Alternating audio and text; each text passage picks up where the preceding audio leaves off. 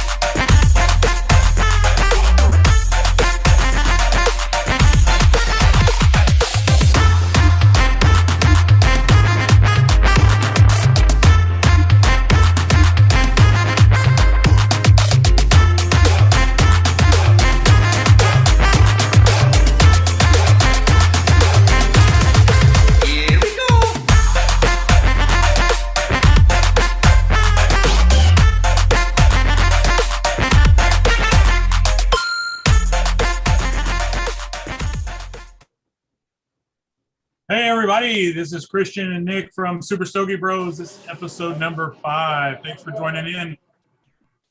What's Nick's up, coming guys? to us from Peoria, Illinois. And if he's not in live from Peoria, Illinois. I'm very grateful to the Air Cigar Lounge, HEIR Cigar Lounge in Peoria, Illinois, for allowing me to sit in their cigar lounge and let me use this beautiful private room to do our podcast. I wouldn't say they let you. So it works. Whatever. So how's your week's been going, man? It's been pretty good. Oh yeah. Yeah, actually, last week I became partners in this cigar shop in Lockhart, Texas. I believe it is called Elion Cigar Lounge. So that's coming up. That's going to be awesome. Congratulations and welcome to the family. Yeah, buddy. So working on bringing in some good name cigars and get this puppy rolling. Yeah, that's the big news on my part too. Is one, Nick is part of the Elion Cigar partnership. We also are really far along on our cigar lounge. We're getting the construction done. We're starting to get cigars in, building out the walk-in humidor, things like that. So good things are going to start coming. The website will drop pretty soon. So, keep an eye out for that stuff. I did do my 2,500 giveaway today, finally, 2 weeks later. Maybe even 3 weeks. I don't know. I can't even remember how long ago it's been. But I apologize for everybody that has been waiting for that. And if you didn't win, I'm sorry. If you didn't win, better luck next time. Better luck next time. But it was definitely a big giveaway. I had about 1,000 entries. And that's pretty awesome. And we were giving away 100 cigars and a bunch of swag. So congratulations to the winner. Cool. First, I want to say what's up to everybody on the live chat. I see you guys. What's going on? Big Red, Sean Nelson, John. How's it going, guys? Glad y'all. Thank you very much for joining us. Yeah, definitely. This episode is going to be a pretty special one because, this is a good milestone for us. Yeah. If you've been watching any of the episodes before, you'll recognize this name. He's probably been the most mentioned cigar blender and maker in all of our podcasts. He's on the top of me and Nick's top cigars made. And we're pretty happy to have him on board, have him on the show today. So let's go ahead and bring him in.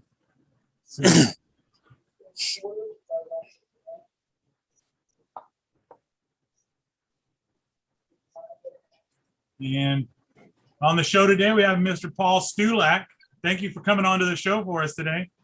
Thank you. My pleasure. I'm happy to be here. That's awesome. Ladies and gentlemen, the name that I cannot mention. we said earlier that your name is probably the most said name of any cigar maker on our podcast at this point. Well, that's pretty cool. That's I pretty do not cool. apologize for that fact. So how's everything going with you? Everything's going great. I'll just right off the bat, I'm just going to apologize for a little bit of the confusion there that I had probably given you guys earlier. It was just my fault. No excuse. No worries. It worked out. I'm glad it worked out. I didn't want to have to push you to another week, but I'm glad you're here this time. No. It all worked out, and I actually it stopped me from procrastinating the ketchup chips project. So Yeah, because I bought the ketchup chips, but I just didn't go to the post office. So I went to the post office today, and the lady looked at me and she goes, "It's $140," and I went to ship like $30 worth of ketchup chips. And she goes, "Well, you got to condense this a little bit because I used this big gigantic box." Yeah. So anyway. For those of you that don't know, Christian has a ketchup flavored chip addiction that is only sold in Canada. Am I correct? Yeah. Ketchup flavored chips. Yeah, it's not. Well, I mean, you can probably get some here in America, but they're not Canadian ketchup chips. Yeah. So Lay's is the one I've been sought after. My sought after one, but Paul told me that there were some other ones like Ruffles has a double ketchup chip. And then, yeah, there's a whole bunch. We have so many that it's a big box that I have to share. I find it so cool because I usually get asked for cigars. I've never been asked for ketchup. To each his own. If I have to pay the shipping, I am willing to do that. Well, at that much money, it should be cigars for shipping. I mean, really? You can just hide them in the bags. There should be some ketchup chips and like some cocaine mixed in there too. Like $140 worth of shipping. Yeah. That's pretty awesome. So today, Nick, what are we smoking today? Today we are smoking the Paul Stulak No Dress Code. So this is another one of my tops. You know that the Red Screaming Sun and the White Blinding Light are my favorites. So Paul, why is this? Tell us what's so special about this cigar. This is your favorite go-to, right? Your everyday smoke. It's been the one I've been going to lately, the No Dress Code, which is sort of something I came up with many years ago from people coming into the factory, and you would show them how the cigars are rolled, and then you would do the little tour. I mean, by no stretch are we talking a huge 2-hour tour here, because it's a small factory in those days. It's changed since, but what always amazed me is people would say, "Can I buy some cigars?" Well, of course, no, my pleasure to sell you some cigars after you've visited the factory. But everybody would be in the aging room, and as you probably know, cigars are put in wheels with a newspaper wrap, and it was literally every person would be like, "I don't want the box ones. Can I get the ones in the room there with the newspaper? Because they look so delicious and all stacked up." So I came up with the concept of no dress code, which was no label in the newspaper. Yeah. We put them into wooden boxes to protect them from shipping, of course. And it was no dress code because of the no labels. And I thought, okay, this might be a cool place for me to have a little playground where I could just come up with, try out new blends or what have you. It sort of turned into a place to launch projects. Yeah. And this one was done for Hunter at Sir Louis Cigars, so I'm not going to divulge anything because I don't know what he's divulged about it. But he commissioned for Perfecto to be rolled in the no dress codes, and we put his name on the box and everything like that. So yeah. So then the Perfecto is only available through Sir Louis. Yep. Sir Louis. Exclusive for him. How do they usually come? They come in a torpedo or torpedo? A torpedo or a Toro is what they've traditionally been done in. Did them for a group of guys on Discord who get together in Herf, and we did what's called a Kogar for those guys. And the reason it was called Kogar, which I didn't get it in the beginning when they sent it to me, and they said, "No, we want the typo because when you type cigar on a keypad, autocorrect. At the time we all type Kogar." Yes. So we exaggerated the O, so it's small c and all the rest of the letters, but the O is large. And I said, okay, that's pretty cool. So we called it Kogar. That was a love that. Lonsdale. I think it was a 546, and this one was done for Hunter. Awesome. Perfection. So Awesome. what got you into cigars, creating cigars and making cigars? Seeing people smoking cigars, and it always seemed larger than life to me. When I watched a movie or what have you, I would just be fascinated by what the cigar was supposed to portray in the scene of the movie, or in a book or what have you, whether it was a villain or it was this larger than life historical character. There just always seemed to be cigars, and it always drew me into that world as a child. And then as I got older, I had tried a cigar and went to the drugstore cigars like most of us started out as. Yeah. And it was a Monte Cristo in a tubo way back in the day when I was very, very young that inspired me to say, I'm going to get into the cigar business. And It was as simple as that. And that's what I did. I was living in Vancouver at the time. I went home, and that's what I did. I built a kiosk and went to a mall and started selling cigars. That's pretty awesome. I remember that, like you were talking about when I was younger in the movies, like I always related cigars to gangsters, like mafia gangsters, like every single time. And I was fascinated with the mafia when I was growing up. Like, whenever we play like, cops and robbers or whatever, I was always I'm going to be the mafia guy, and I'm going to be the mafia guy. And I walk around with one of those plastic cigars hanging out of my mouth when I was a kid. So, so let's get into this thing. I was very, very young. And I know how, like, approximately, I was probably like 5, 6, 7, 8 years old, maybe at the most, because I know the house that we were living in at the time. And I was using like marker pens and things like that from my desk and crayons. And I was pretending I was smoking a cigar. So it really started very, very young. That's awesome. It wasn't tobacco, it was crayons. So you've always been blending and making your own cigars. Like you didn't go about trying to get in through the industry somewhere else? Or? It evolved from, trying to puff on a purple crayon to a green crayon and so on and so on. And eventually it became selling other people's cigars in the kiosk. I launched a little house blend kind of a thing. And that was my first introduction into sort of, how do I say it, having to market a cigar, because when you start out, you think everything's going to be simple, and you think, oh, I'll just have a cool band and a great cigar, and everyone will just line up to buy them. Well, life's a little more complicated than that. Yeah. And it did very, very well for the shop. And what happened was a few retailers had asked for the cigar. And we're going back 20 years for this. And in 2010, I started to just revitalize it. And I came up with the classic line, which is the Phantasma, the Angel, Phantom, etc. And everyone just kind of said, you should go to a trade show. And I thought, you're crazy. But this it was a good cigar, and the marketing behind it seemed to have some validity or substance to it. At least I thought anyway, and somewhat history has proven it to be okay. And in a matter of, I think it was 8 weeks, I was sitting there building a booth to go to the Vegas trade show.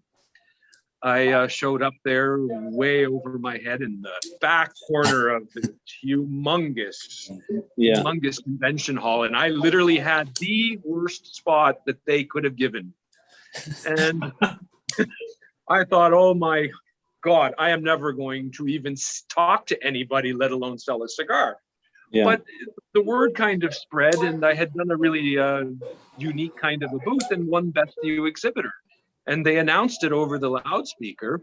And within about 10, 15, 20 minutes, there was a bit of a lineup to order cigars and smoke a sample. And, well, it just kind of continued from there. That's pretty awesome. So I would have never thought that Paul Stulak got his start in a shopping mall. That would have never. Crazy, That would have isn't it? never. Yeah, that's pretty awesome. Yeah. Yeah, there's nothing like standing in the middle of the mall when you're a kid, hustling cigars, and your buddies walking by, giving you the finger from the escalator. Yeah. Well, Christian, let's cut into this thing and get it lit up. I cut mine already and did a cold draw. Yeah, I have not done my cold draw yet. Construction on this is really well perfecto. It's very good. The smell.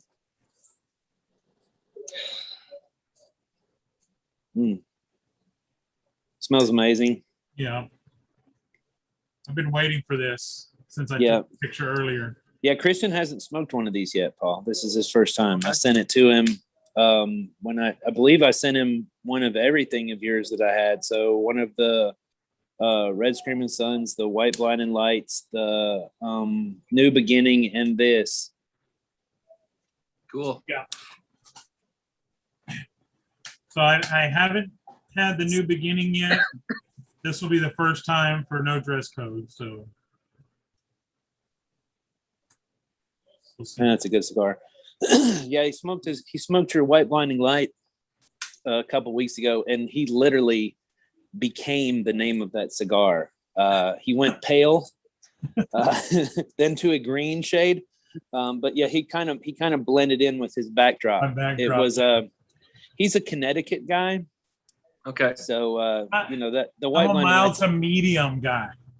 He's a Connecticut guy. He's a I call them air smokers. That's what Christian smokes. And he was asking me about this cigar today. He was like, "Is this thing gonna put me under?" And I was like, "No, dude. This is very mellow for a Stulac. It's a very it's not a very heavy cigar." I said, "I think you'll enjoy this one." How would you explain it, Paul? How would you explain this cigar if you were?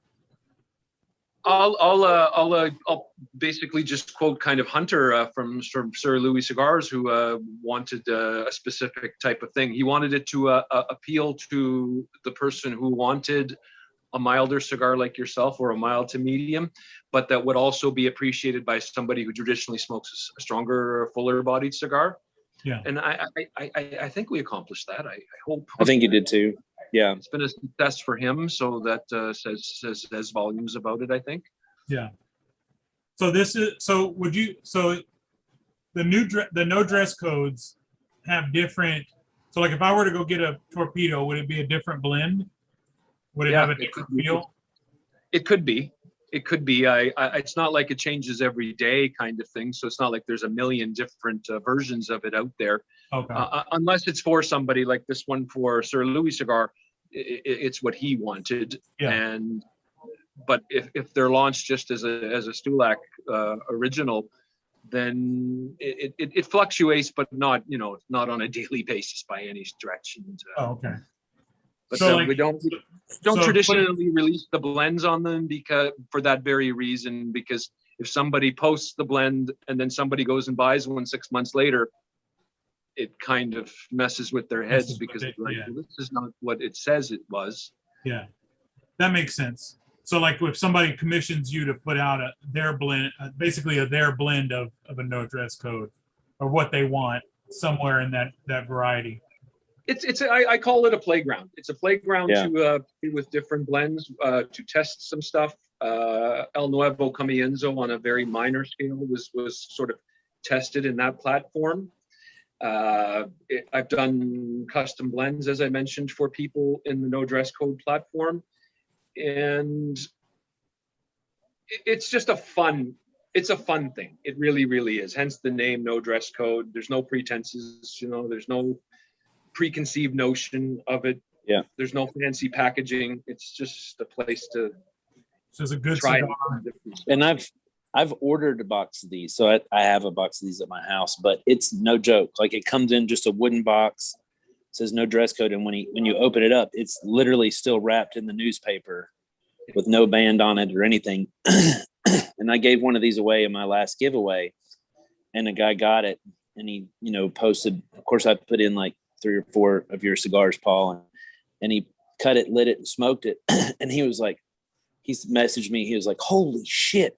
What was that one with no band on it?" He said, and I said, "That's the Paul Stulac no dress code." He said, dude, I thought that was like a freaking farm rolled or something cheap like that. He said, I smoked that cigar. It was utterly amazing. I was like, yeah, have you smoked those 2 Lanceros yet? He was like, no, I haven't. I was like, wait till those things get a hold of you. It's going to be, but yeah, these are amazing cigars. He's probably one of your biggest advocates out here. He switched so many people over to this Paul Stulak cigars just by just sending out samples of them. Usually, so why am I sending you ketchup chips then? But seriously, like every cigar swap I do, every giveaway I do has some of your cigars in it. And when I send them out, everybody comes back and they're like, oh my God, that was so good. Like the second show we did, we had Cigar Sessions on here, Steven from Cigar Sessions, and a fantastic guy, Steven, aka Sean. If I didn't say that, I'd get blasted for it. But really good guy. And so I sent him one of the Red Screaming Suns, and we smoked that on the second episode because it was my favorite. And he smoked it and fell in love. So then went out and bought some Phantasmas, sent me some of those, got some more Red Screaming Sun, some White Blinding Lights. And I sent him a Red Screaming Sun and a White Blinding Light. And he smoked that. And he was like, we smoked the Red Screaming Sun. He was like, that's my favorite cigar. Then he smoked the White Blinding Light. He was like, now this is my favorite cigar. So, and everybody I send it to is the same thing. Al from the Good Cigar podcast, he was on our last episode, sent him one. He smoked it. He's just going crazy about it. It's like, oh my God, Nick, that's such a good cigar. I'm going to try to get this guy on my podcast. So I messaged Christian. I was like, we've got to get Stulak on here first. I was like, I'm his biggest fan. It has to happen on here first. So that's why the big push, because you're probably going to be asked to be on the Good Cigar podcast too. And that's great. We love Al and Melissa. They were our guests last episode. So they're really good people. But, I was like, I'll be damned if my favorite cigar maker is going to be on somebody else's podcast before mine. But yeah, and then everybody. I have to thank you so much for supporting and for being such a good advocate for the cigar, because that's the thing when you're thanking somebody in print, it's like you sometimes feel like, oh my God, people are probably tired of seeing me saying thank you. But I truly am just thankful and appreciative of what guys like you do. Well, I'm thankful and appreciative for what you do, because if you didn't do what you do, I wouldn't be able to promote you like I do. Because absolutely, I'm the people on this show that listen to it know, like, I don't shut up. My wife is to the point where she's like, you are not allowed to mention his name on this next podcast or I'm going to kill you. Because every herf I'm on with people, they're like, Nick, what's your favorite cigar? And then I go off about the stories. And then the first episode, I went off about the Paul Stulak story. Second episode, I mentioned Paul Stulak like 27 times. And then the next episode. 3 of your top 5 are Stulak cigars, right? Yes. Yeah. Wow. The White Blinding Light and Red Screaming Sun are tied for first. And then the No Dress Code is up there. And then I just smoked the Phantasma. Is that what it is? The Black Phantasma? Is that the name of it? Yeah. Oh, dude. I thought that was brand new. Like, I felt like an idiot because I had never seen it before. And so Steven from Cigar Session sent me that. Another freaking amazing home run stick. Like, I've never had a bad Stulak cigar, and I tell people that all the time. So in my book, you are the pinnacle of boutique cigar and all cigars. So yeah. That's where I'm at. So cool. That makes it all worthwhile. Cigars are a hand rolled product. So when somebody says I've never had a bad one, I'm always so honored by that comment, because in this industry, it's not like you're just turning on a machine in the morning and pushing a start button and they come out the other end. Yeah, there's so much goes into it. So much goes into it that it's impossible. When you smoke cigars, I mean, you come across bad ones, and what I always try to tell people is, don't judge it by one cigar, because I mean, anything can. It shouldn't, and I'm sorry when it does happen, of course, but yeah, it's just bound to happen when you're making a hand rolled product, and it's one of the last things in this world, other than things you eat, that are handmade. Yeah, and that's one of the things we talked about is that I like the fact when you see something that's a hand rolled product, now we have those machine rolled cigars that look, kind of mass produced, and they're constantly, a really nice roll. But you're going to see some cigars that have some imperfections or look a little rough, but they're hand rolled. That somebody touched those cigars and somebody put their craftsmanship onto that. And so I take that as like a little bit more premium than anything else. Yeah, and it's not someone, it's literally hundreds of hands touch these things, and make them possible. That unfortunately, once in a blue moon, and that's with any manufacturer. I stand up for everyone. Being a retailer for many years, people come in and say, "Oh, that one smoked bad. I don't ever want that again." And I'd be like, "No, here, take another one. You had a bad experience. Yeah. You had the cappuccino from the barista who just started this morning." Yeah. Yeah. And that's So you always got to take it with a grain of salt too. Like, you may have gotten it too new. You hadn't let it sit in your humidor long enough, or whatever the case may be. That's why I can if I get a cigar that's not necessarily bad, I just don't like it, I tend to kind of let another one sit in my humidor a little while longer and can get some age, and then I revisit it and then make my decision based on that, or a couple other ones or whatever. And that's the way it should be. I mean, and it's not a cheap hobby to have. So it's very hard when somebody has a bad one for them to justify giving you another shot. But you just wish that you could just be there for every single time somebody lit one up and monitor the situation. Yeah. But you can't. Christian, don't egg him on. So in our chat, this guy that's about to get fired from being the enforcer of my wife's cigar club says that I have a picture of you in a G-string, Paul, laying on a couch, and that's why my wife is upset, because I've such a fan. I put you on such a pedestal that there's a picture of you in a G-string. Yeah, I can vouch for you that that's not true. It's not a G-string, Bernie. It's the the Borat swimsuit. That's what it is. So, yeah. Oh, okay. I know what you're talking about. You mean when I put on that sumo outfit and go over the cigar? Yeah, okay, that's there. There you go. So. Whatever sells cigars, right, Paul? Whatever. But I was. There's things I'll draw the line on for selling cigars. That's probably one of them. Yeah. So if somebody wanted to go and get Paul Stulak cigars, where are some outlets that they can hit to get them? Well, I mean, obviously that depends where you're at. If you just want to give them a shot and your local retailer doesn't have them, I mean, there's Privada Cigar Club, who's just been instrumental in the new beginning of the brand. So he does a program called the LCA. I don't know, I'm sure you guys are familiar with Brian's LCA program, and they literally go to hundreds of cigar stores that people can try them. I'm hoping for a bit of a conversion rate on that with people who have a successful mission with the LCA program and say, hey, I'd like to put the rest of the line on my shelf. So I'm hoping that it's going to be available everywhere. But in the interim, I mean, Privada Cigar Club, Sir Louis Cigars, and then there's several retailers out there as well across the U.S. Starting soon, in Elion.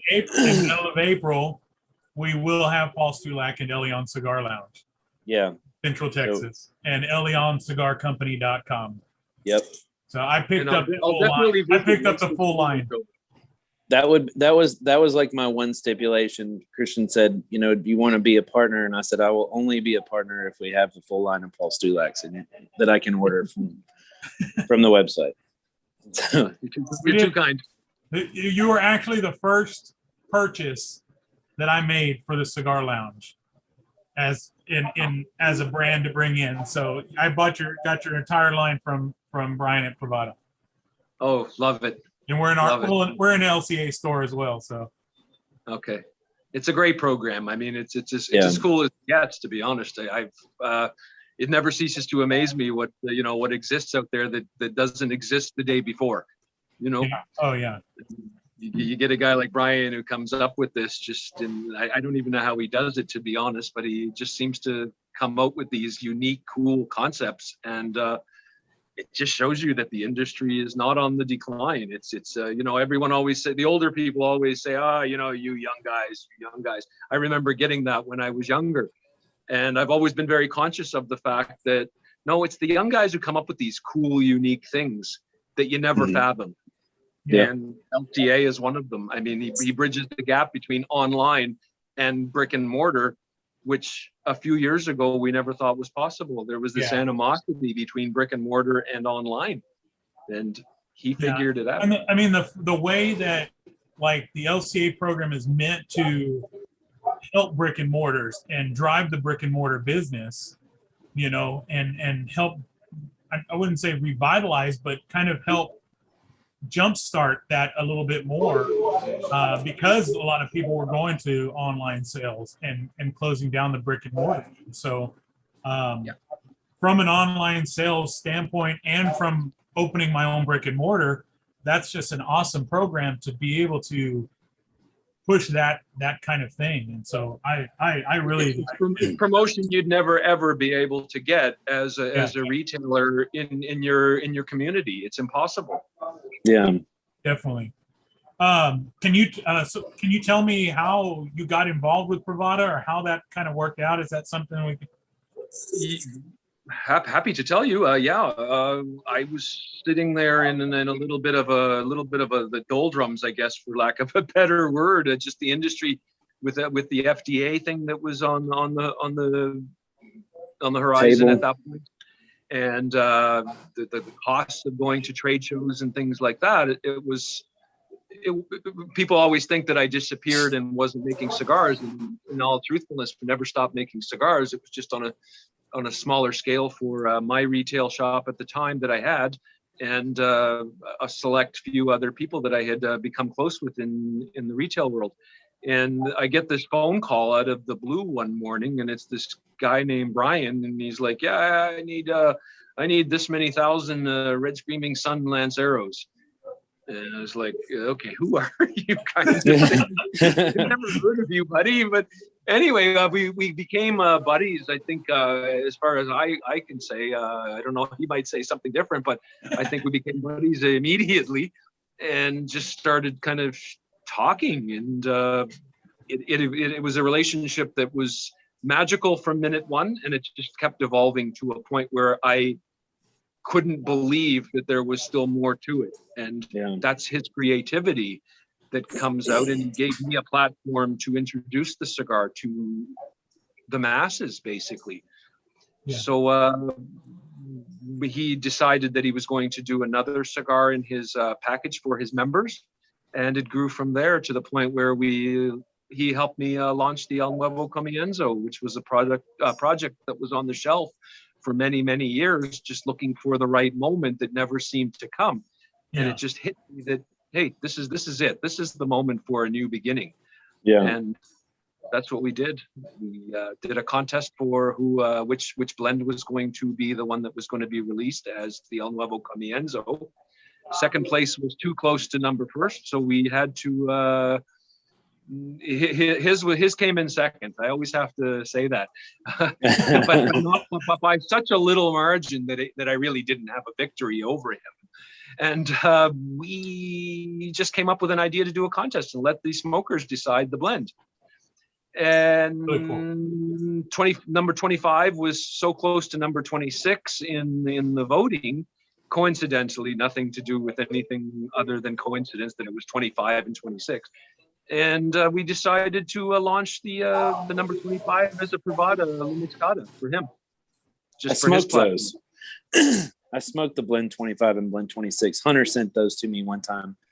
In one of he sent me I ordered some, I can't remember what it was. I think some Red Screaming Suns, and he sent it to me. He's like, "Hey, I'm sending you a little something extra. You need to smoke them and let me know which one you like better." For the life of me, I can't remember which one I picked. But yeah, he sent me the blend 25 and blend 26. He was like, these are some Stulac samples that we got, and we're supposed to send out to a couple people and get what the vote is and put it back in. So that was pretty cool. How did you get hooked up with Hunter? Hunter was another guy, just called me up out of the blue. I don't know. I think he DM'd me on Instagram or something like that. And he was another guy that the relationship just solidified instantly. And sometimes that sounds like a cliche when a person says that, but I always say you can kind of tell if there's a synergy right away. And with Hunter, there was.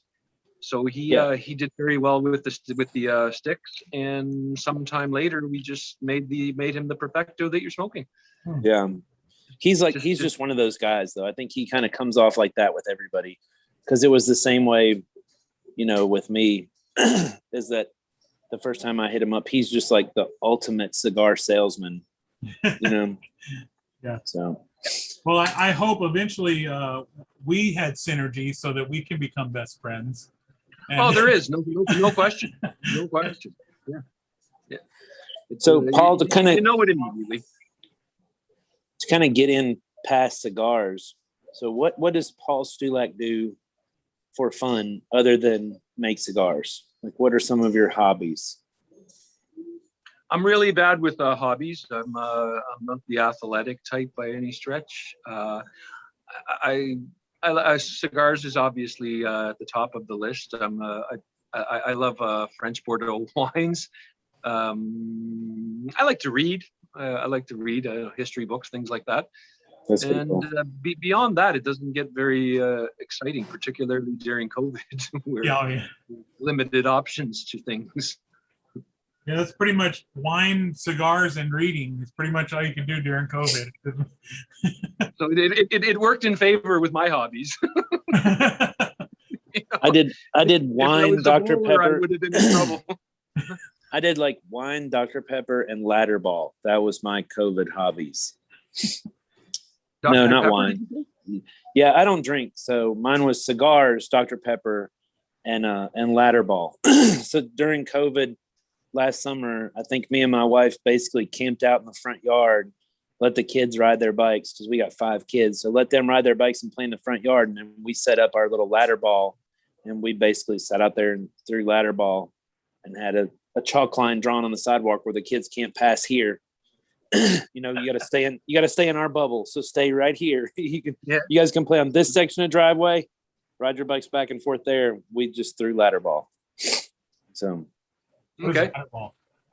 What's that? Ladder ball. Oh, yeah. Well, that was kind of my next question as well. Yeah. Ladder ball is, I don't know if you've ever seen it. It's the post, and it's got 3 pegs that go across it, and it's got the golf balls tied onto a string. And there's a point system, like 1 is the bottom, 2 is the top, and 3 is the middle. And you sit back, and it's kind of the same as like bocce ball or cornhole, beanbag toss. You throw the balls, and it wraps around the post, and you get more points. And it's a 4-person game. You try to outscore the other person. Play to 21. Okay. Just a good, used to be a good drinking game, but now it's a good cigar smoking game that we play. It's like a beach game, right? Like a lot of people play it at the beach. Yeah. I don't know if they play at the beaches in Canada, but beaches down our here. beaches, not Canadian beaches. We get about an hour a year at the beach, so allocating it to ladder ball is not going to happen. Yeah. So that's what we do. We don't, like, much of our hobbies are smoking cigars and hanging out with kids, and that's about it. And watching Power Rangers. My son is cracked out on Power Rangers. So we do have a question from the a couple questions from the comments. Where is your company located? The cigar, the shipments are based out, like distribution is based out of Florida, and the factory is in Esteli, Nicaragua, and run by a great man named Guillermo Pena, who probably is going to be one of the pinnacles of the industry when his time comes, which I think is around the corner. Just making great cigars, in my opinion. Awesome. So Esteli, Nicaragua is considered home, kind of thing. Yeah. So what is another question is, what is your favorite non-Stulac cigar? I have a lot.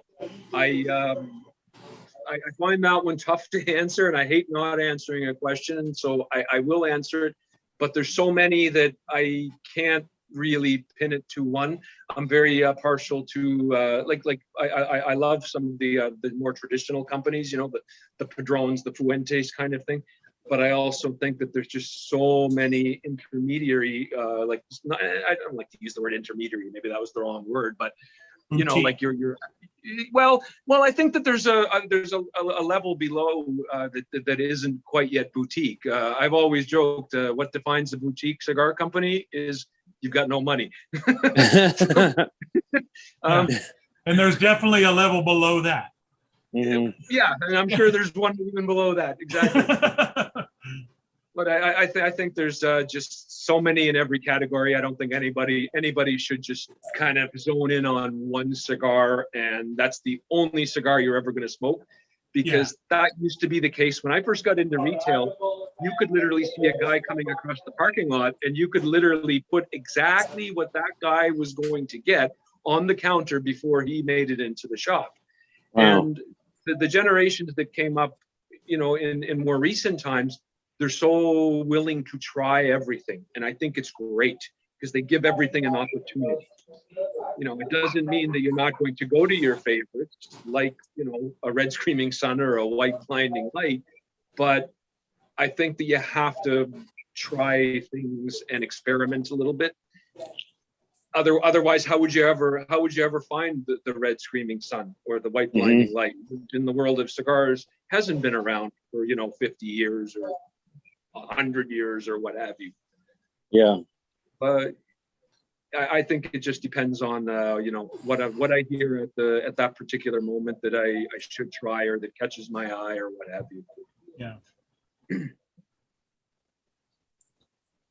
So do you have like a go-to cigar? Not like my favorite's the red screaming sun and the white blinding light, but I have like a go-to cigar that I call Old Faithful. And it's one that, like, if I smoke a cigar that doesn't quite hit my taste or it burns bad or something like that and I get pissed off and I throw it out, my Old Faithful is the Drew Estate Undercrown Maduro.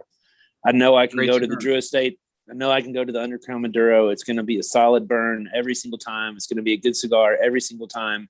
It's not my absolute favorite, but that is my Old Faithful. Do you have one of those? I don't know. Are we smoking it right now? Really say that.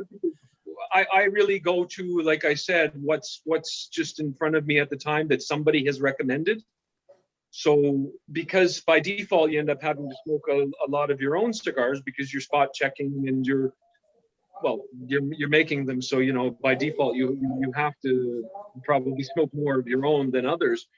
So the ones in between tend to just be something that somebody says, here, try this, or something that I've read about or what have you. A go-to for me, I guess, would be like in when I had the retail shop. I mean, I would always go to a Monte Cristo Cuban only because it was the first premium cigar that I had in my existence of cigars. So I would always kind of gravitate towards that. But Cubans are expensive, and there's been times where I don't know. There's been a little bit of an inconsistency issue several years ago with Cuban. The quality control right now in Cuban cigars is horrendous. What's that? I'm sorry. The quality control in Cuban cigars right now is just horrible. Like, you can get a box, and half that box is going to be bad, and then the other half's going to be amazing. But here in America, it's hard to get.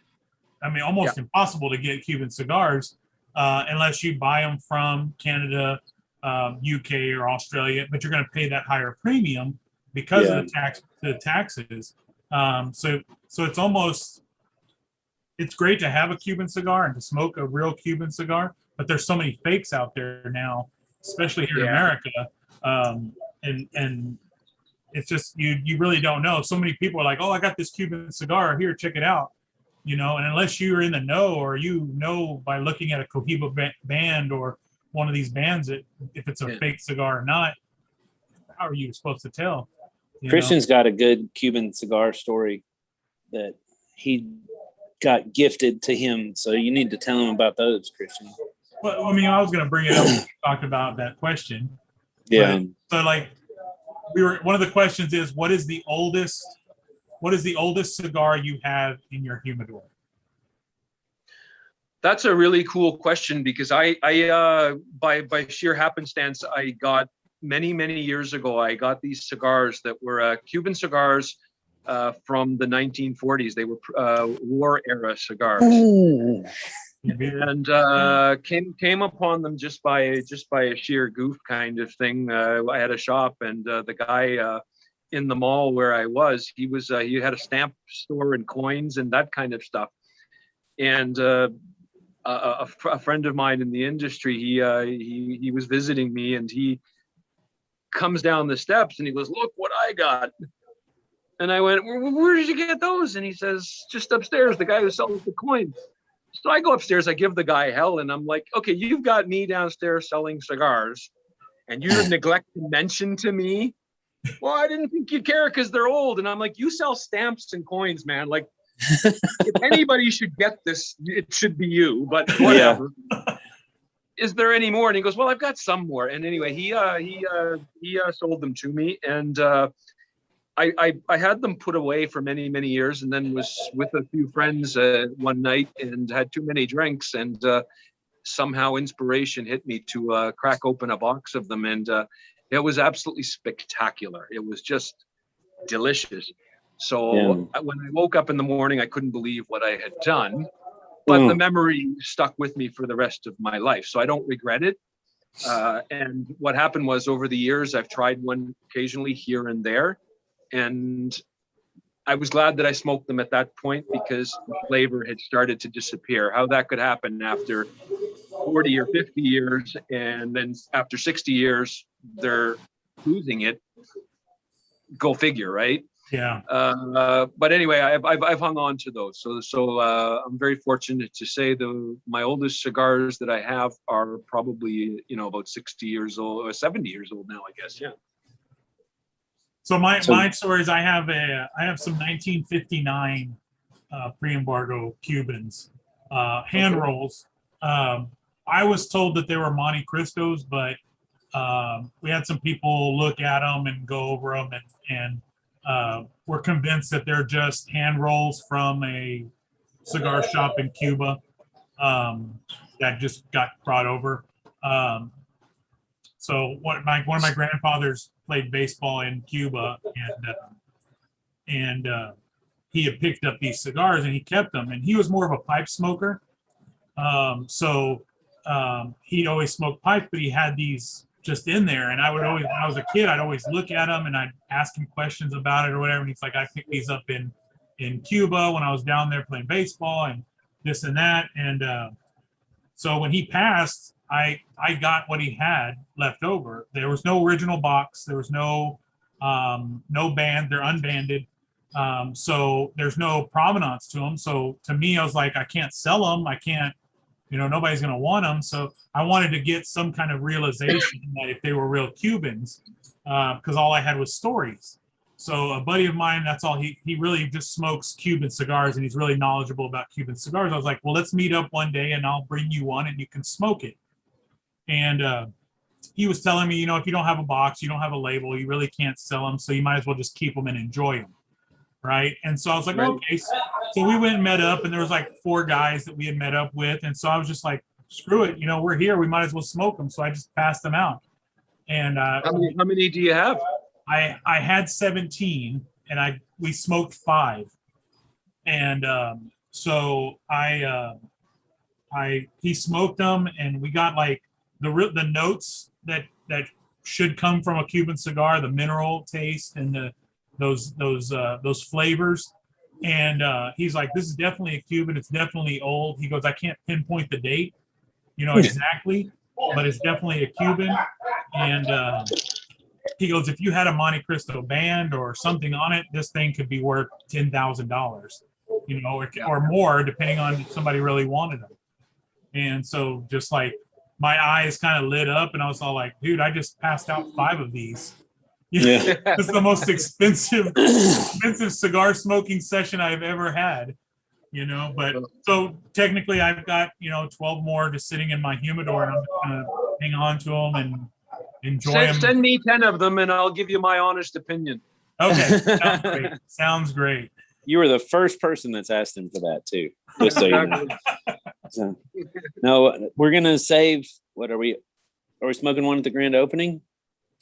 Probably Huntsville grand opening. So 5 to 7 years, and I'll get to smoke one of them. So, but yeah, the oldest cigar in my humidor. Now, this could have been a lie from Hunter, but I have a pre-production 2012 Paul Stulak Red Screaming Sun Lancero. Oh my God! Yeah. I actually bought 15 of those. That Hunter said he was clearing out his back room, and he came across a box that was shoved in the back. And because he messaged me one day, I bought the rest of the Stulak Red Screaming Sun Lanceros he had.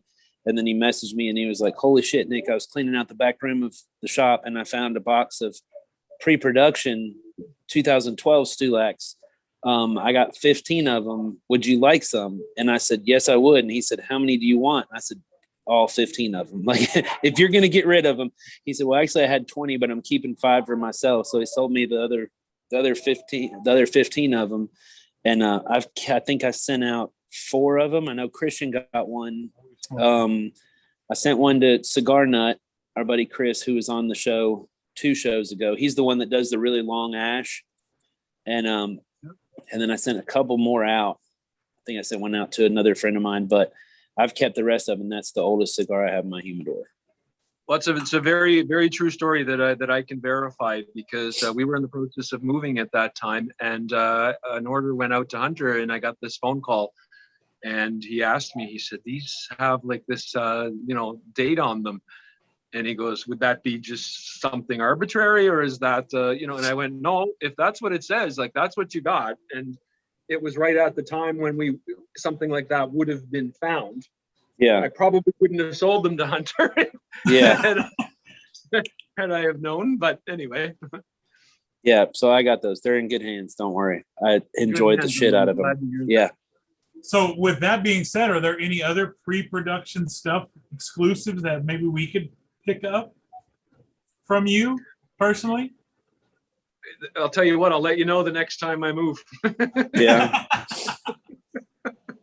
Or you let me, though, the next time I move, depending on what you got in your mail box. Yeah. It's just one of those cool things, right? That you can't duplicate, right? Yeah. Yeah. I'm just glad Hunter knew that how much I love those cigars. And he was like, "I haven't messaged anybody else. You're the one I'm messaging. Do you want these?" And I was like, "Absolutely." And I got them in, and my wife was like, "Seriously? Didn't you just buy some of these?" I was like, "You don't understand. These are different." She's like, "It's the same cigar." This is really before she got deep into cigars, which she's I think deeper than me now. So it's just, yeah, she's telling me. So she used to complain to me all the time. She's, especially during COVID, she's like, "Every day we get a box of cigars. You got to calm down." And then yesterday, I'm up here in Peoria, Illinois. She calls me. I'm like, "What are you doing?" She's like, "I'm opening my box." I was like, "What box?" She's like, I got a box of cigars. She's like, "It's a really big box." And I was like, "How many cigars did you buy?" She's like 50. And I said, "Are you kidding? We don't even have room. Like, all of our humidors are full. How did you buy 50 cigars?" She's like, "Don't complain. You're going to smoke them too." I was like, perfect. Perfection. Not complaining at all. We'll just buy another humidor. So that's a good problem to have, I guess. Yeah. Well, so I'm going to take those on social media. I see. Yeah. So she's coming up pretty hard. She's going to be chasing me down. So she just started up an Ash Hole Cigar Club Alabama. So we're trying to put that together right now. So that's pretty big on our list, and trying to figure out how we want to do that and run that. And then she's got her own page, and then I got this page. So she's trying to surpass me in the cigar world, which I'm sure, she's a really attractive woman. So it probably won't be that hard. And I know she's already got Hunter wrapped around her freaking finger. because I love telling this. Hunter loves women. First of all, everybody, if you know Hunter, you know that. And he's like, so I've been buying cigars from him for like a year and a half, and she puts in her first order for some Adventura King's Gold cigars, and so she gets them, and she orders 5 of them, and this big ass box shows up, and we get home at the same time, and I'm like, "What the hell is that?" She's like, "Oh, it's from Sir Louis." I was like, "I thought you ordered 5 cigars." She was like, "I did." She opens the package up, and he sent her like a hat, a shirt, and like 3 like binder things. And so I get on Instagram and I'm messaging him like, "What the fuck is this, dude?" He's like, I've spent thousands of dollars with you and I haven't got shit. I got like 2 Paul Stulek samples for free. The first 5 cigars my wife buys, you send her like a hat, a shirt, a something. He was like, "Well, I was hoping she'd share it with you." I was like, "Evidently you don't know how this household works. It's what's mine is hers and what's hers is hers." Yeah. So that's how it is. But yeah, but in Hunter's defense, you got the production reds. So yeah, even swap. I paid for those, but you had to swap. pay for them. Yeah.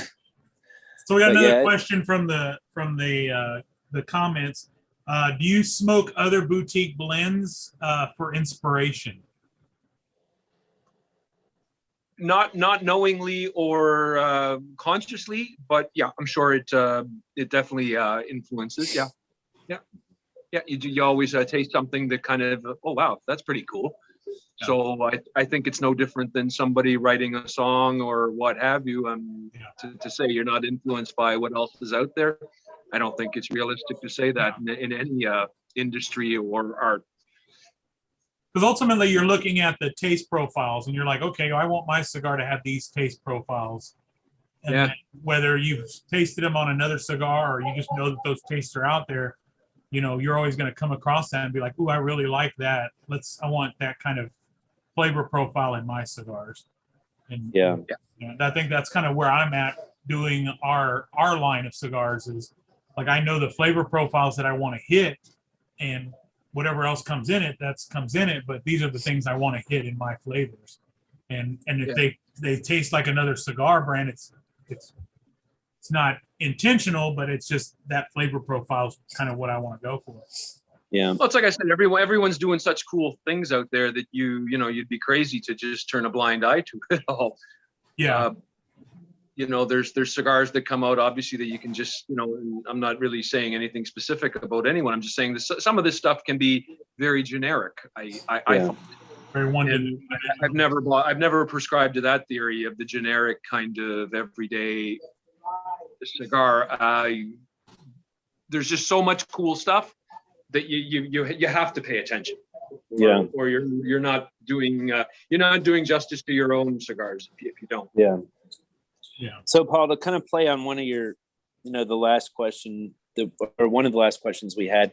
So you said that a lot of people, you try a lot of things from a lot of different, suggestions or whatever. So what's the last cigar you smoked that somebody suggested that you were like, wow, this is really good cigar? Well, it's funny because it's not going to be a great story because it was something that most people probably can't find. But I was gifted for my birthday last month. I was gifted a Cuban, an H. Upmann edition limitada, and we've all addressed the fact that Cuban cigars, can be hit or miss sometimes. But it was just on fire. I just thought it was a fantastic stick.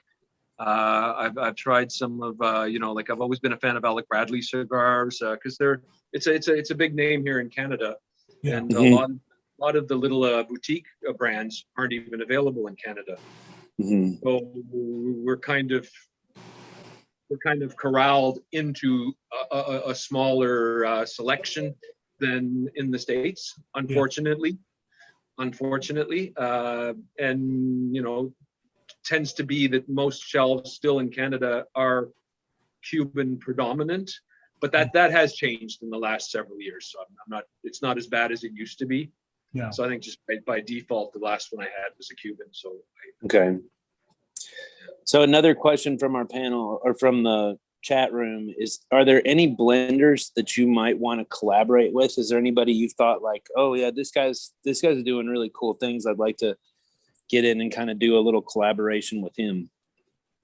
Anything would be on the table if it came my way. I think it would be an honor to work with somebody and see what would come out, the other end of the rolling line. Yeah. Gosh, again, I wouldn't mention one person because I think I'd be insulting so many others that I look up to. Yeah. So, how difficult is it running a cigar company from Canada with COVID going on? And I'm trying to touch on like one, the taxes for Canada when it comes to like a worldwide distribution of Paul Stulac cigars. Great question. Everything's been on an even playing field with everybody in the industry since COVID, which has, I think, been probably a benefit to a guy like me in Canada, because it's obviously no one has to get on an airplane and take a cab to this store and then get in a cab and go to the airport and go to the next town or state or what have you. So I think that shows like this have leveled the playing field a little bit, which is really cool.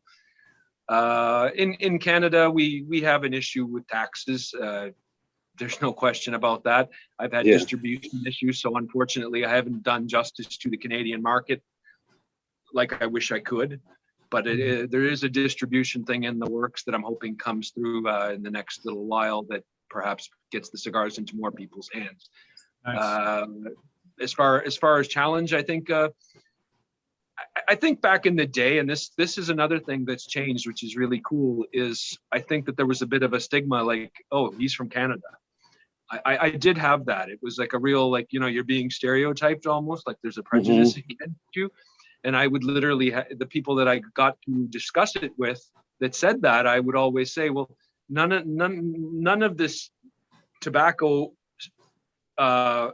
factory making it, everything is just from the US or just from Dominican or just from Nicaragua.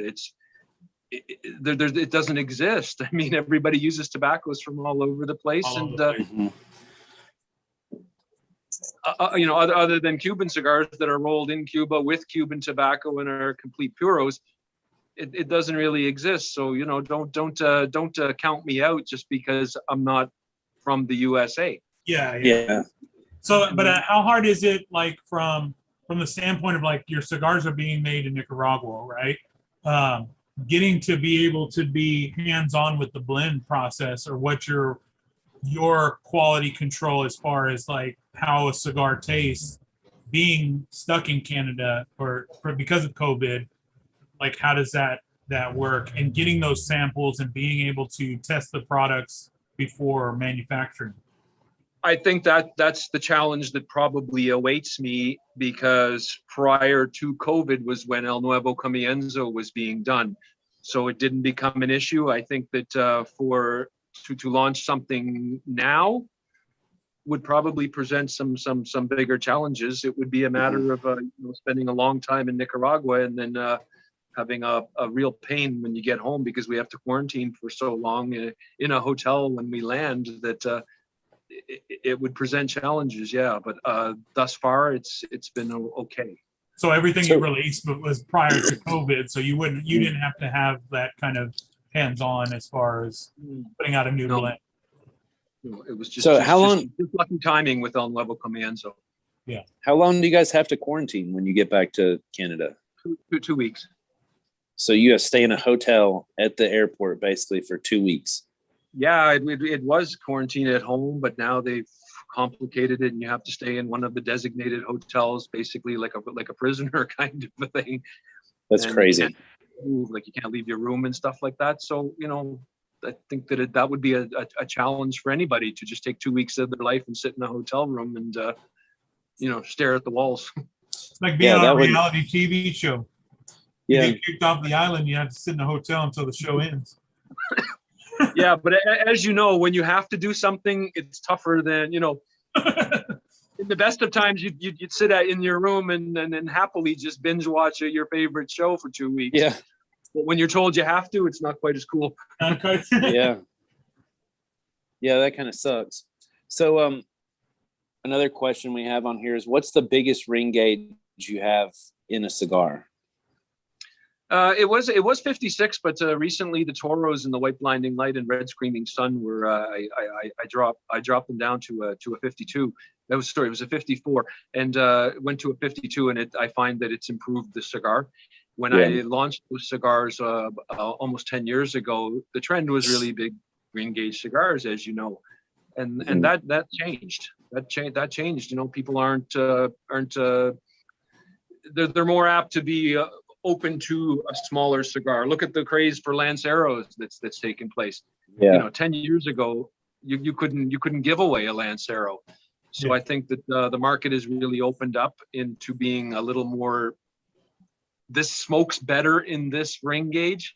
Yeah. So that's why we dropped the white Toro and red Toro down a bit. And I think it's hands down a better cigar now. Yeah. Yeah.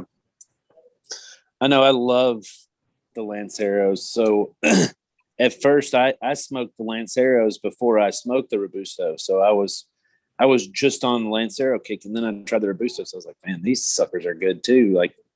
And then I think, was it Chris, the Cigar Nut 2019, who smoked the one and stacked the ash on it, the Robusto? I believe it was. I think it might have been the Toro. It was the White Blinding Light. Yeah, the Toro. Yeah, he did that one. So my challenge to him is now stack the ash on one of the Lanceros. I want to see that. Yeah. Well, those Lanceros hold their ash pretty good, so that'd actually be a pretty cool thing. Yeah. The biggest he's gotten is, I think, 4 inches on a Lancero. Yeah. So it's Lanceros and what's the other one? Lonsdales are tough right now for him. But he's got a secret. He keeps everything at 65 degrees and 65% humidity. And basically it allows the ash to be a little bit sturdier. And he can literally turn the ash, hold the ash, and stand it up. It's amazing to watch. I thought I did something special the other day because I took the Black Phantasma and smoked it down, long ashed it, flipped it upside down and held the ash. And he was on the herf with me when I did it. And I was like, ha ha. And so that joker goes and gets, what was it, Christian? A Partagas? Yeah, it was the Michael Jordan, the Lusitania. The Partagas Lusitania. The double. He ashed that one. It's and he did double Churchill or something like that. Double Churchill. He stacks up a 7.5-inch ash on the same herf, flips it upside down, holds it, stands it up, takes a picture of it. And I was like, you asshole. He can't give me anything. And one day I smoked one and long ashed it and flipped it and took a picture of it and did all that stuff. So the next day he puts one out and it literally has a bend in it. The ash bends like this and then bends back up.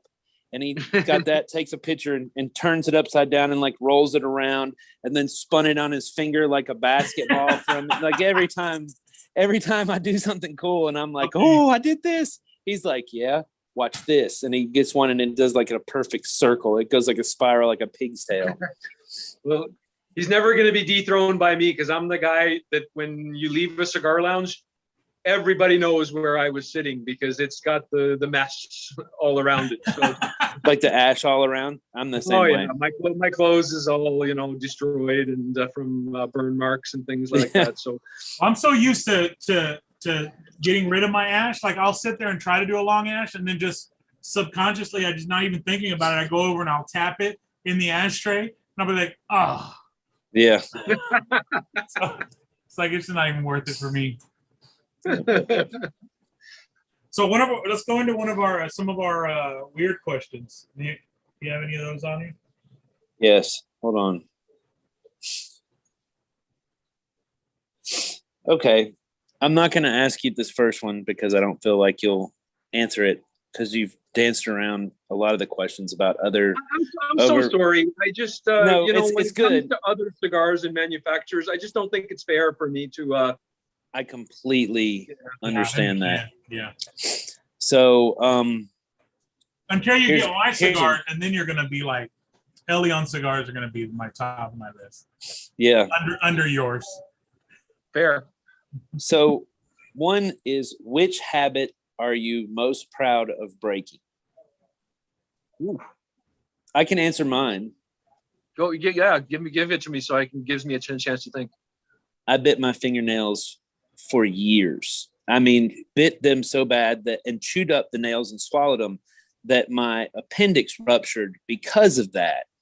And then I still bit my fingernails for like 9 more years past that.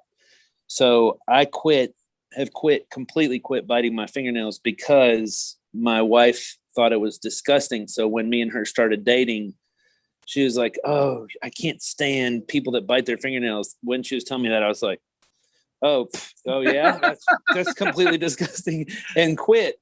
But like had tried everything else in the world. Like my mom even bought like that nasty tasting fingernail polish when I was growing up, and I put that on my fingers, and I would bite them so bad that I would get to where I liked the taste of the nasty fingernail polish. So I kicked that habit for my wife, basically. So that was my one, bad habit that I was most proud of breaking. Okay, that's a good one. I have one that's pertinent to our friendship, and it comes down to potato chips, because I'm a potato chip fiend. I love, as I said, ketchup chips, salt and vinegar chips are my thing. So I'm into almost 5 weeks now. It was my birthday in February that I said I'm gonna just not eat potato chips, and I stuck to it. And where it gets funny is that today when I went to go mail those potato chips. True story, I swear. I came out of the post office. I'm not paying $140 to mail like bags of chips here. I got to, condense this. So I was putting the box back into my trunk, and I took my key and I slid open the box and I cracked open a bag of chips and just started devouring them. Oh my goodness. So now I'm the fault that made you get off the wagon. You are, but I could have abstained from ketchup chips. But you know what happened? There was this new flavor that just came out, and it was garlic cheese bread. Oh. And I said, I'm gonna send some of those. I bet you those don't exist down there. Yeah. So I was so intrigued by it that as soon as I walked out of the post office, I just dove into them. Wow. So I'm very proud of myself for 5 weeks. Well, mine is kind of in the same vein. I used to weigh 475 pounds, and so I had to make a huge lifestyle change. So I had the surgery where I had a gastric sleeve done, and basically had to change the way I ate, because eating was always my happy place. Every time I got stressed out or depressed or whatever, food was always like my comfort. So now I had to retrain myself to eat in smaller portions and be okay with just throwing a plate of food away that I didn't finish, rather than the way I grew up in a Hispanic family. They cook for kings for a king, and we just felt like, okay, it's here, we had to eat it.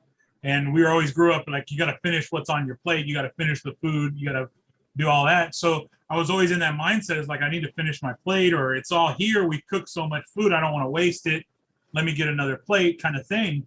So now I had to retrain myself to be like, okay, I ordered something at a restaurant and I only ate like 4 or 5 bites of this sandwich or this hamburger. I had to be okay with just throwing it out, or just being like, okay, I'm done, and doing that. And so that was kind of my big change. Now I'm 158 pounds lighter now, and still going. So I'm working on that still. Congratulations. Yeah, thank you. All right, so the next question. What is the weirdest nickname you have ever had? I don't think that I've had too many different nicknames, other than people have always, since I was like a little child, used my last name, Stulak. It was to the point where I didn't even know I had a first name. So. Yeah. So Christian, what about yours? Let's see. Well, when I was born, they nicknamed me Moose because they hadn't named me yet. and I was like the biggest baby born in that hospital. And then when I was young, I couldn't say my last name right, Cisneros. So I said Ananos. So like it asked me, what's your name? And I'd be like, Christian Ananos. And so that everything like Christian Leonanos. And so like my family still to this day calls me Christian Leonanos. Christian Leonanos, what are you doing? And I'm like, oh, I'm like 43 years old and you're still calling me by this little, what they call me as a little kid. But those are probably like the weirdest, other than like Fat Boy or. Justina's nickname is Moose too. Because she sprouted up so tall when she was younger. She was like a head taller than everyone else. So her stepdad nicknamed her Moose. Mine was Skinny. That was my weirdest nickname I had. Or yeah. So my full name, like I go by Nick, but my real name is Frederick Lawrence. So yeah, it's a family name on the third. So everybody called me, and Frederick is spelled Frederic. So a lot of my friends called me Fred E. Rick when I was growing up. That was one that pissed me off.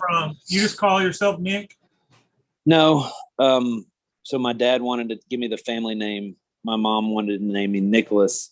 And so she caved and said, okay, we'll give him the family name, but everybody will call him Nick. So that torture for my whole entire life, going through school and everything. The first day of school, whenever the teacher's like reading off the list and she's like, Frederick, and I'd be like, Nick, it's Nick. And, and then everybody's like, oh, Frederick. I'm like, yeah, you jackasses. It's been 18 years we've been doing this. This isn't get old. Same people in my class every freaking year, and you guys got to do this all the time. So, yeah, I was always the guy who wanted the nickname. I'm envious of you guys because it was like a kind of a cool thing when you were like a little kid to have the nickname, good or whether it was good or bad. You had like instant marketing with that nickname. Yeah. So I was like the George Costanza in the Seinfeld episode where he tries to give himself a nickname and he never sticks when you try to do that. Yeah, my little brother got the shit into the stick on nicknames. He's 5 years younger than me.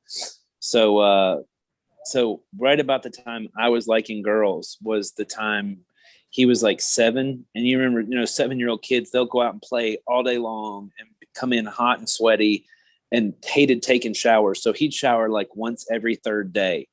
And so I'd have girls over or whatever, and he'd come in and I'd be like, dang, Ross, you stink. And then it just stuck. And he's like, what, 40, or he's 37 now. And my kids call him Uncle Stinky. Like that's his name. So it's been Stink ever since he was 7 years old. All my friends call him Stink. Everybody calls him Stink. Like my kids call him Uncle Stinky. It's rough. And he's like, really? It's like, this is horrible. So, but yeah. Yeah, well, give him my logic. He's got instant marketing. When I do come out with my own cigar line, I'm gonna have like the Stink, and it's gonna be for him, even though he doesn't smoke cigars. Yeah. So I think this would be a good time to mention our sponsors real quick. Mm-hmm. I want to mention Big Ash Smoke Book. If you go to the bigashsmokebook.com, if you do not have, and Paul, you should probably check this out too. And I'm going to send you one when you give me an address so I can send the package to you. I'm going to send you one. It's a cigar journal. It's the most comprehensive cigar journal on the market that I can have ever seen. They have gone through and thought through every little aspect that you would want to journal about a cigar.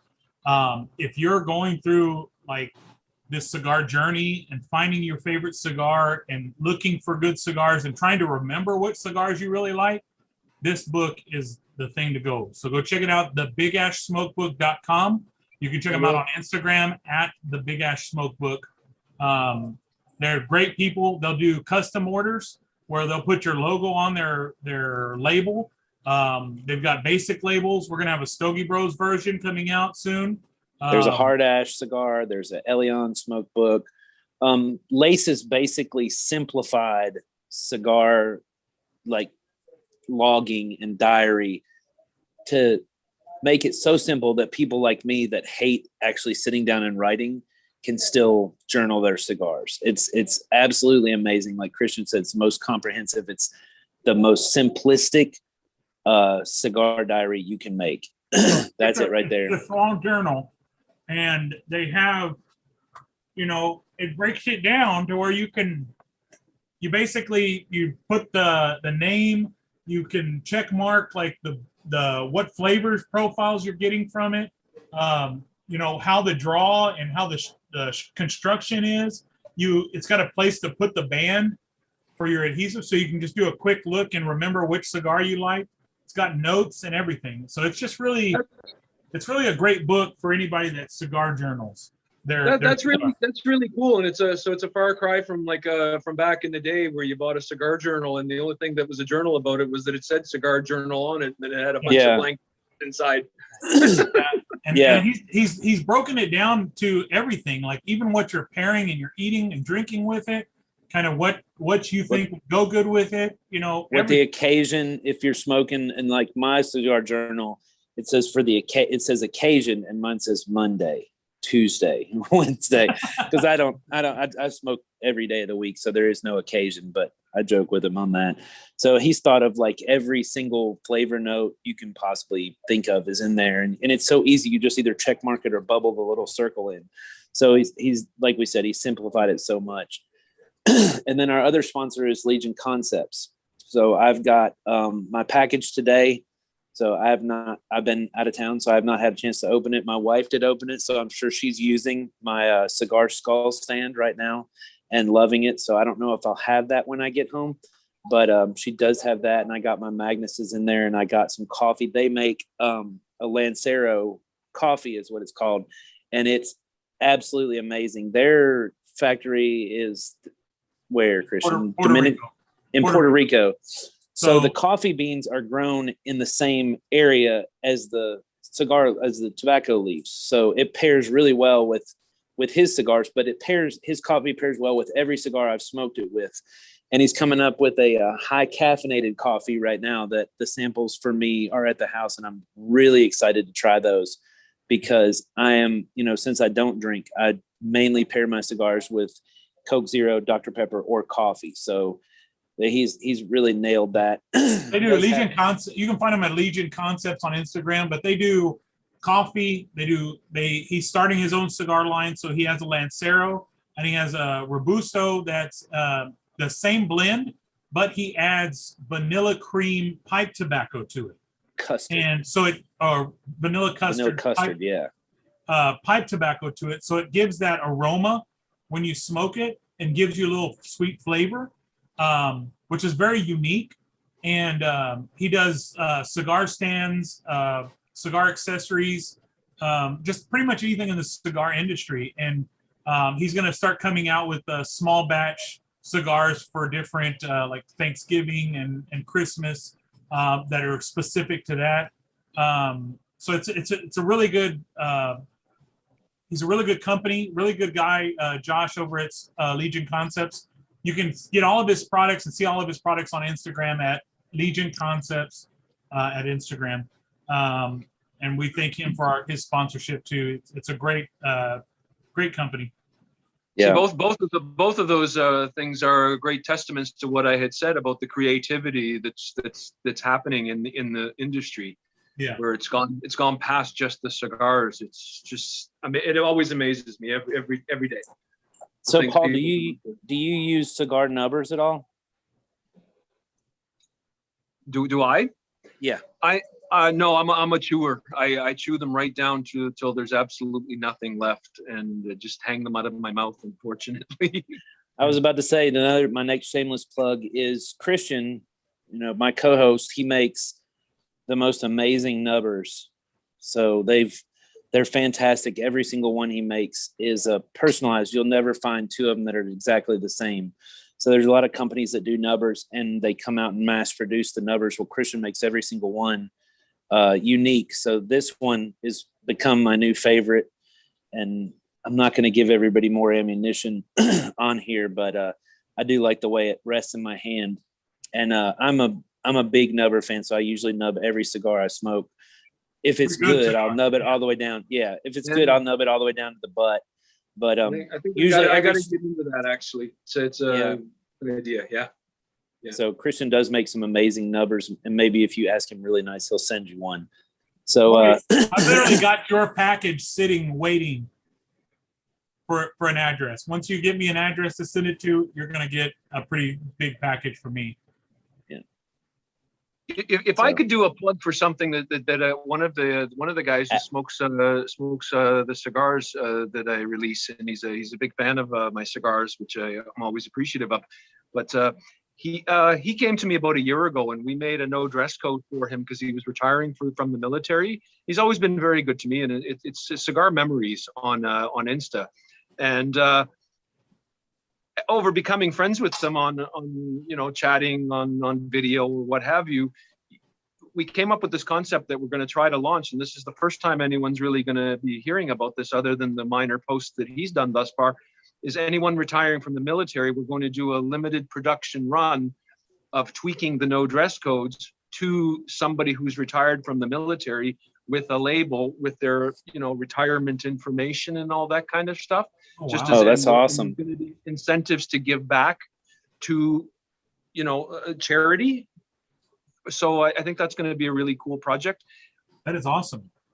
Well, he just gained one more follower right now. I just followed him on Instagram.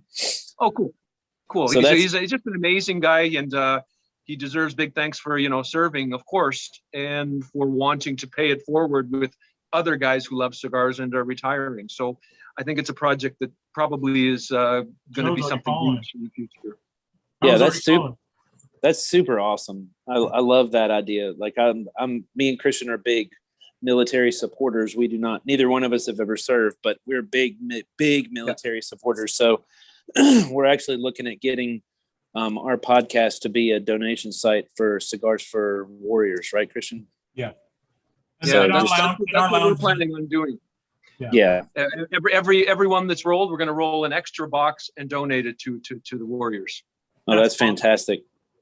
That's very awesome. Do you have a timeline on when that you want to launch that, or? Right away. Literally, we're just waiting to do it for somebody, and the inaugural voyage beyond what he did with Jared. His name is Jared, and he set up this Cigar Memories thing sort of as a little bit of an avenue to focus on this. He's just a great guy.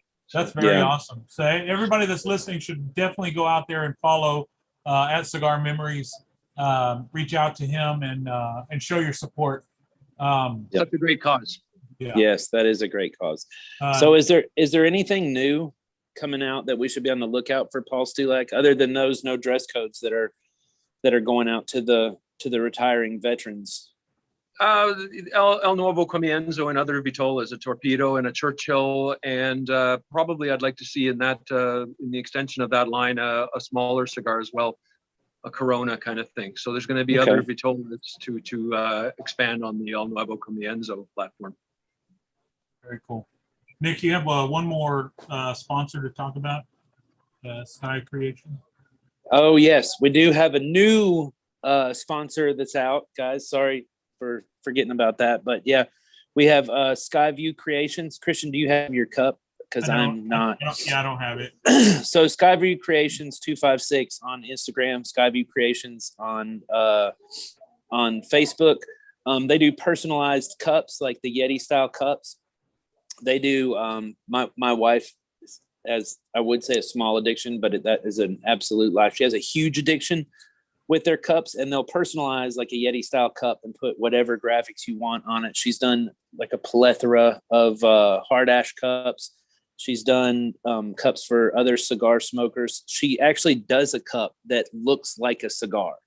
Like that's the first one she ever did for me. Like I commissioned her to do that. And she went and studied, like actually she does not smoke cigars, but bought cigars, studied how it looks, and came out with this cigar that actually looks like tobacco leaves. You can see the veins in the leaves, and she'll do whatever logo you want on the band of that cup. And I love it because it, sits upside down. And if I put hot coffee in it and carry it to work and I pop the top off of it, the smoke rises up out of the cup and it looks like the cigar is lit and smoking. So I love that. But you guys can check her out. We are getting Super Stogie Bro cups for me and Christian that we will use on the show. They are in production right now. So guys, go give her a shout out, check her out. and order a cup. She's got all of her stuff you can view online, all of the hard ash cups. If you follow my wife, she's done a couple raffles for her cups. They're pretty amazing. We love them. So check her out, give her a follow, and order a cup from her. So, that's all mine. Paul, do you have any more plugs you'd like to give? I mean, you're wide open, buddy. I'd like to just thank both of you for having me. It was just an honor to be here. And with your permission, if you guys can figure out a way to give one of the people who've been watching live a box of cigars, I'd love to send them out. Okay, so I tell you what, here's what we did last time. So if you're watching right now, or if you watch, we'll give you a week till next week. We have the HERF. So if you're watching, you take a picture of the cigar you're smoking in front of the shot of this podcast right now, and you post it on Instagram. You tag the Super Stogie Bros and Paul Stulak in your post. We will set you up for a giveaway. We'll do the drawing next Thursday on the podcast on the HERF. We'll do the drawing live on the HERF. We'll put it on Instagram, and whoever gets that drawing wins a box of Paul Stulak cigars.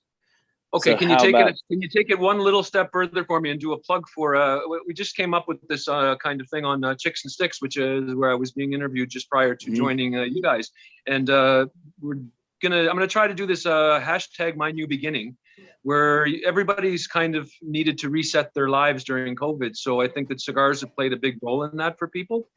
So I think we're going to just try to start something with hashtag My New Beginning with the El Nuevo Comienzos, and something cigar related that has been a new beginning for you, in the last year, particularly with COVID or before.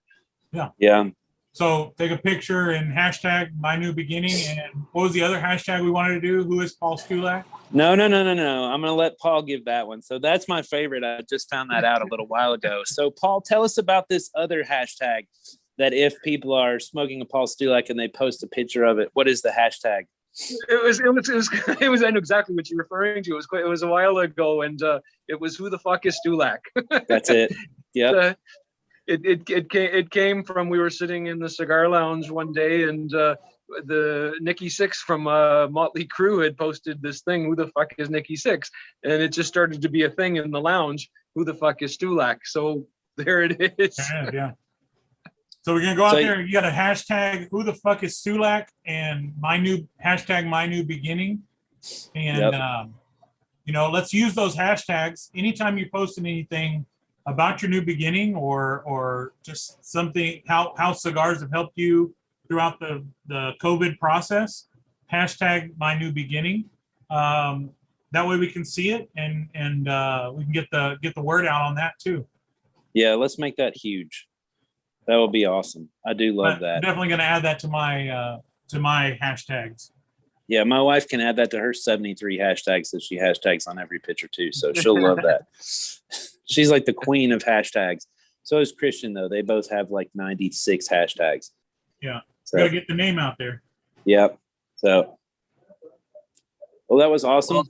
I'll send out the box of cigars, and you guys can forward them to the winner. That sounds great. We can do that. Yep. Would you be able to come on to our HERF on next Thursday? Done. Okay. Yeah, you don't have to stay on. We tend to HERF for a while, so you don't have to feel obligated to stay on the whole entire time. But if you'll pop in for a couple minutes, I know the guests would love to see you and kind of get on there and talk and everything like that. But that would be really cool. And then too, if I'll just go ahead and throw this out there, if you ever wanted to do like a hard ash cigar society cigar, I would love that.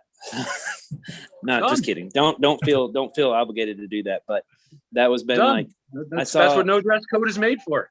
That's what I like that. So that would be amazing. Or a Super Stogie Bros, if you wanted to do that, either one, it would be great. Let's not go that far. Amazingly honored. But just kidding.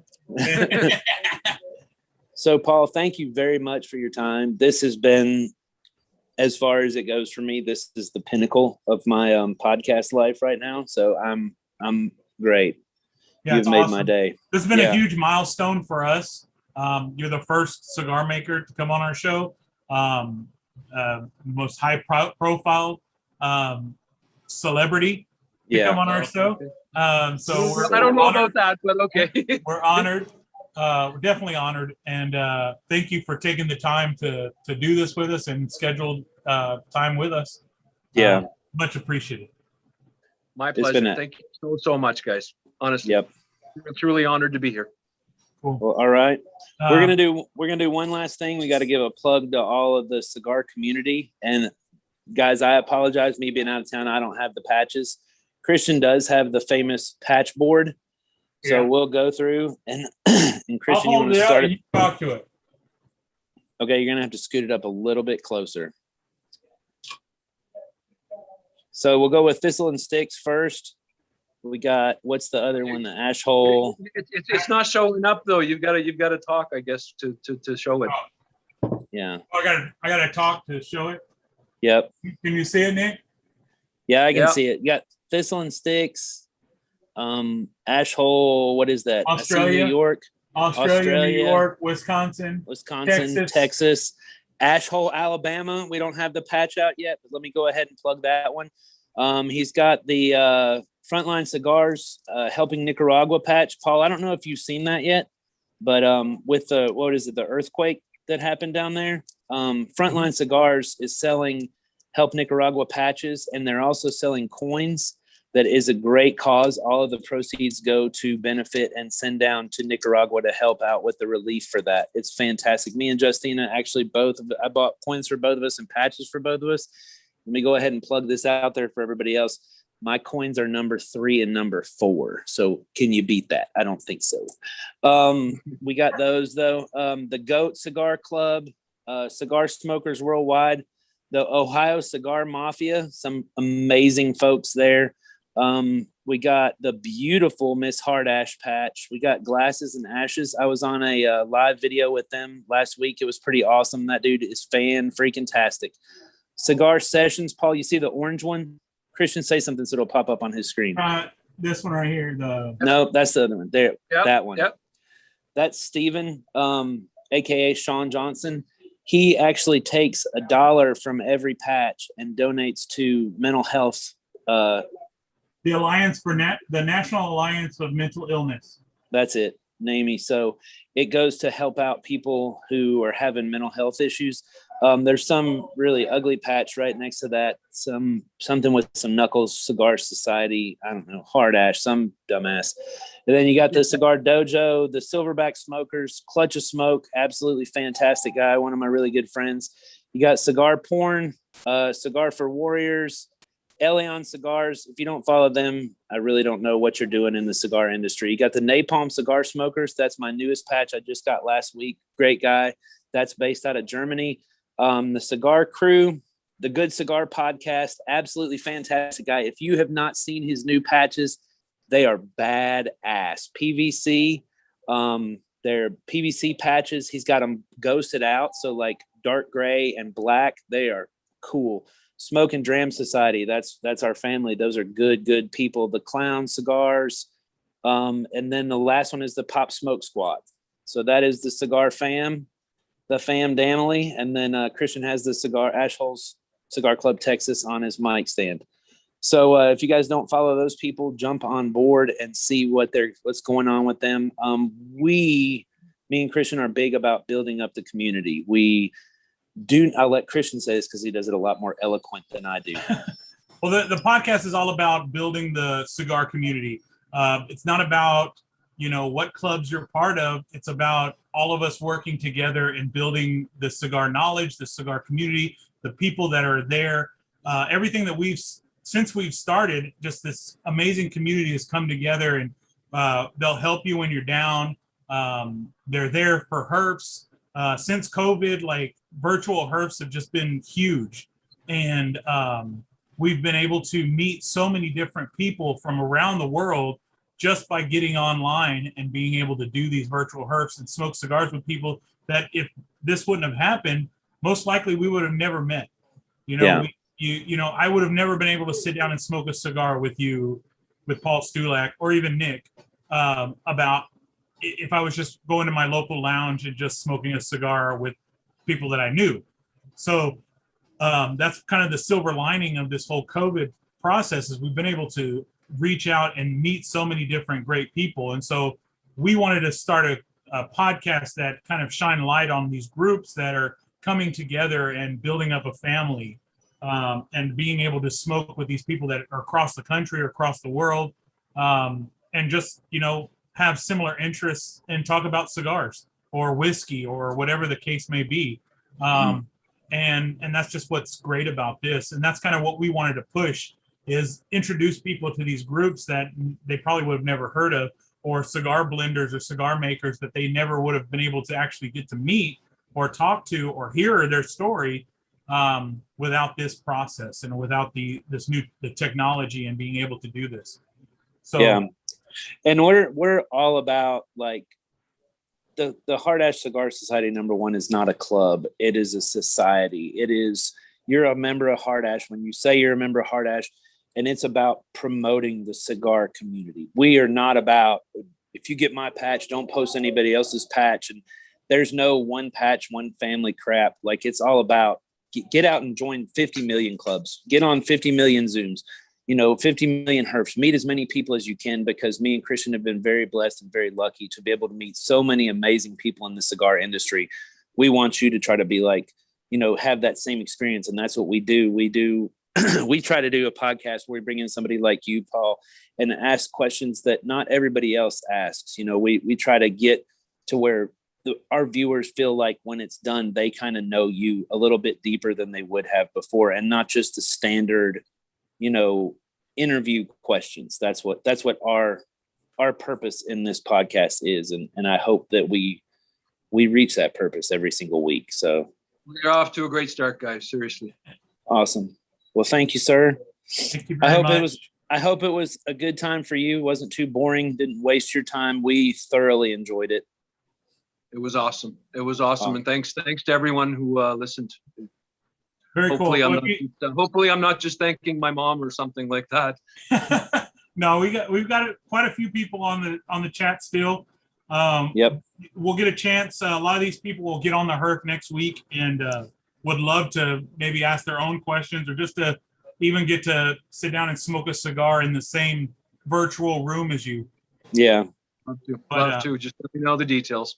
Okay. We'll do that. Awesome. Well, if you stay on for a minute, we're going to do our outro, and then we'll stop the live, and then we'll chat with you a little bit longer, and then we'll get you off. Sure.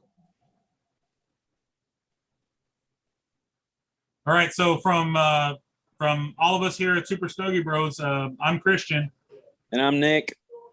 Thank you for tuning in, and we'll see you in 2 weeks.